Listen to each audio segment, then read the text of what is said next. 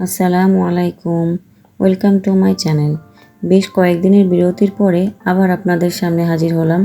মূলত বাসা চেঞ্জের কারণে নিউ সেট আপ করতে একটু সময় লেগে গেল, তবে ইনশাল্লাহ এখন থেকে নিয়মিত মজার মজার রেসিপি নিয়ে হাজির হব। আপনাদের জন্য আজ তৈরি করছি মজাদার হাঁস ভুনা, খুবই সহজে ঘরে থাকা কিছু মশলা দিয়ে, যার ফলে অনেক সময় হাঁসের মাংসে একটি ব্যাড স্মেল থাকে, সেটি আর থাকবে না। এই সকল টিপস অ্যান্ড ট্রিক্স রান্না জুড়ে থাকবে, তাই ভিডিওটি না টেনে সম্পূর্ণ ভিডিওটি দেখলে খুব সহজে আপনিও তৈরি করে ফেলতে পারবেন এই মজাদার হাঁস ভুনা। তো ভিডিওটি ইউটিউব থেকে দেখে থাকলে অবশ্যই চ্যানেলটি সাবস্ক্রাইব করবেন, আর ফেসবুক থেকে দেখে থাকলে অবশ্যই ফলো দিয়ে পাশে থাকবেন, যাতে করে নতুন নতুন ভিডিও করতে উৎসাহ পাই।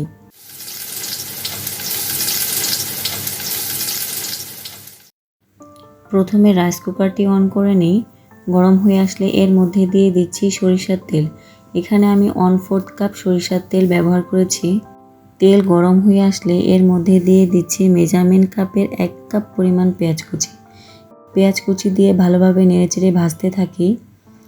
এবার এর মধ্যে দিয়ে দিচ্ছি কয়েকটি গোটা এলাচ ও দারুচিনি এবং ভালোভাবে পেঁয়াজ ভাজতে থাকি। এই সময় এলাচ দারুচিনি দিলে সুন্দর একটি অ্যারোমা হয়।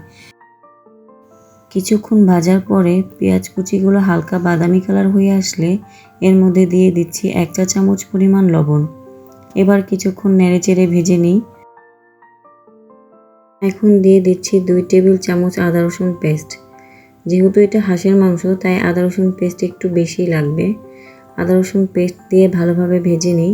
ভাজা হয়ে গেলে এখন দিয়ে দিচ্ছি 1 চা চামচ পরিমাণ শুকনো মরিচ গুঁড়া, 1/2 চা চামচ পরিমাণ হলুদ গুঁড়া। তারপর একটু নেড়েচেড়ে ভেজে নিই। ভাজা হয়ে গেলে এখন দিয়ে দিচ্ছি 1/2 চা চামচ পরিমাণ ধনিয়া গুঁড়া, 1/2 চা চামচ পরিমাণ জিরা গুঁড়া এবং সবশেষে দিয়ে দিচ্ছি 1/2 চা চামচ পরিমাণ গরম মশলার গুঁড়ো।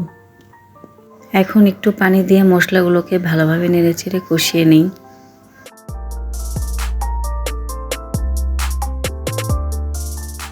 কষানো হয়ে গেলে এবার হাঁসের মাংস দিয়ে দিই। আমি এখানে 1.5 কেজি ওজনের একটি দেশি হাঁস ভালোভাবে কেটে পরিষ্কার করে ধুয়ে পানি ঝরিয়ে নিয়েছি। হাঁসের মাংসকে মশলার সাথে নেড়েচেড়ে মিশিয়ে নিই। এবার দিয়ে দিচ্ছি 2টি বড় এলাচ। এখন দিয়ে দিচ্ছি সামান্য পরিমাণ জয়ফল ও জয়ত্রী। তাতে করে সুন্দর একটি ফ্লেভার তৈরি হবে এবং মাংস দ্রুত সিদ্ধ হবে। এবার ভালোভাবে নেড়েচেড়ে ঢাকনা দিয়ে ঢেকে দিই। কিছুক্ষণ পরে ঢাকনা তুলে নেড়েচেড়ে মাংসকে ভালোভাবে কষাতে থাকি।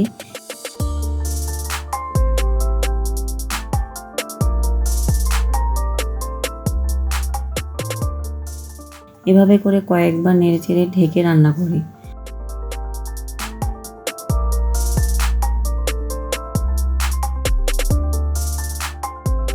হাঁসের মাংস প্রায় কষানো হয়ে আসলে এবার এর মধ্যে দিয়ে দিচ্ছি কয়েকটি কাঁচামরিচ ও 1 টেবিল চামচ ভিনেগার। ভিনেগার দিলে হাঁসের মাংসের মধ্যে কোনো প্রকার ব্যাড স্মেল থাকবে না। এবং সবশেষে দিয়ে দিচ্ছি 1 চামচ পরিমাণ সয়া সস। এখন ভালোভাবে মিশিয়ে কিছুক্ষণের জন্য ঢেকে রান্না করি। মাংস সম্পূর্ণ কষানো হয়ে গেলে মাংস সিদ্ধ হওয়ার জন্য দিয়ে দিচ্ছি পরিমাণ মতো পানি। আমি এখানে গরম পানি ব্যবহার করেছি। গরম পানি ব্যবহার করলে মাংসের স্বাদ ঠিক থাকে ও কালারও ভালো হয়। এবার নেড়েচেড়ে মাংস সেদ্ধ হওয়ার জন্য ঢেকে দিই। মাংস সেদ্ধ হয়ে আসলে এবার লবণটা চেক করে দেখি। আমার আরও একটু লবণ লাগবে, তাই দিয়ে দিচ্ছি। লবণ দিয়ে আরও কিছুক্ষণ রান্না করি। যখন দেখবেন তেল উপরে উঠে আসছে, মানে মাংসের উপরে তেল ভেসে উঠেছে, তার মানে আমার মাংস রান্না হয়ে গিয়েছে। এবার গরম গরম পরিবেশন করার পালা। মাংসটা খেতে এতটাই মজাদার হয়েছিল যে এক কথায় অসাধারণ। খিচুড়ি, পিঠা অথবা গরম ভাতের সাথে খেতে দারুণ মজাদার লাগে। তো আজ এ পর্যন্তই। পরবর্তীতে নতুন কোনো রেসিপি নিয়ে আপনাদের সামনে হাজির হব। সেই পর্যন্ত সবাই ভালো থাকবেন, সুস্থ থাকবেন। আল্লাহ হাফেজ।